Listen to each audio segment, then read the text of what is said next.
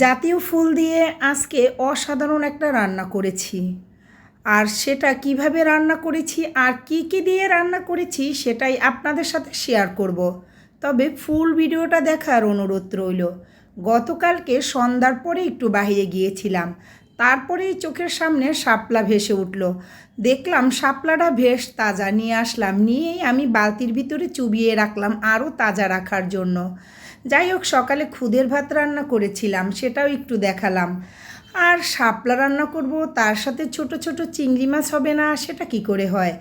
আর এই চিংড়ি মাছগুলোর ভিতরে ছোট ছোট অনেক শামুক ছিল, আর সেইগুলো পরিষ্কার করে নিতে অনেকটা সময়ও লেগেছে।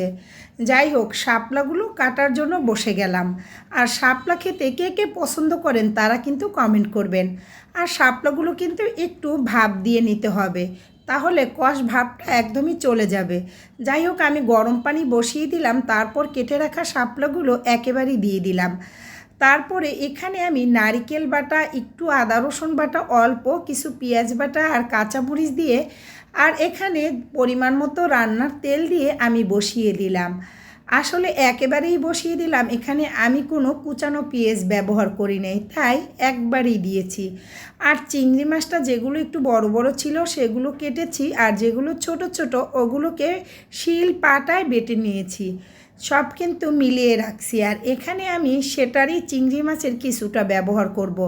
আর শাপলা খেতে হলে আমাদের বরিশালে যারা আছেন, এই যে চিংড়ি মাছটা কিন্তু কিছুক্ষণ আগে ফ্রিজে রাখছি, একটু শক্ত শক্ত হালকা হয়ে গেছে।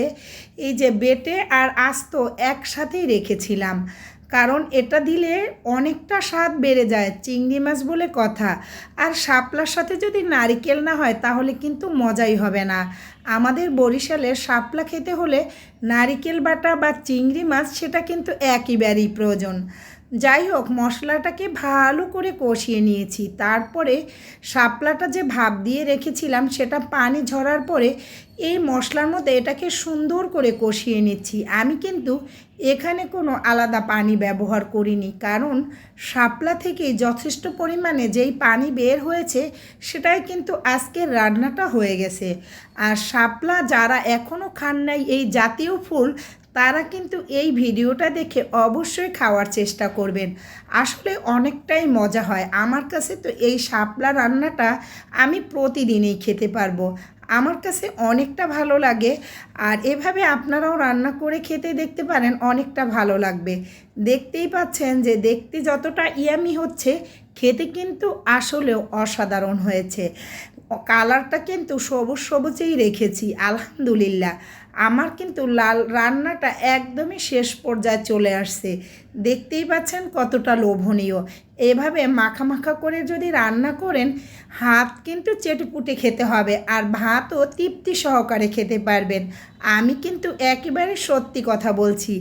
যদি খেতে চান অবশ্যই খেয়ে দেখবেন।